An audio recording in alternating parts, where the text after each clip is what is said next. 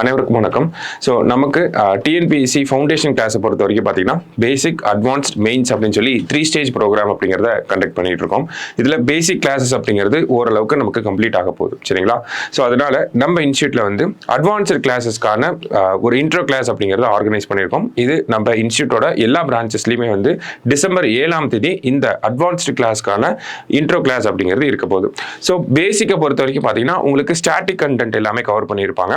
Advanced கிளாஸஸ்ல எப்படி இருக்க போகுது அப்படின்னா உங்களுக்கு A3 கண்டென்ட்டை பேஸ் பண்ணி, A3 புக்ஸை பேஸ் பண்ணி உங்களுக்கு ஸ்டாட்டிக் பிளஸ் உங்களுக்கு கான்செப்சுவல் கண்டென்ட் எல்லாத்தையுமே வந்து இந்த அட்வான்ஸ்டு கோர்ஸ்ல வந்து கவர் பண்ணுவாங்க. அதுக்கப்புறமா தான் நமக்கு மெயின்ஸ் பாயிண்ட் ஆஃப் வியூல ஃபோக்கஸ் அப்படிங்கிறது இருக்கும், சரிங்களா? ஸோ இந்த அட்வான்ஸ்டு கோர்சஸ் அப்படிங்கிறது வரக்கூடிய டிசம்பர் 7ஆம் தேதி நமக்கு இன்ட்ரோ கிளாஸ் பிளான் பண்ணியிருக்கோம்.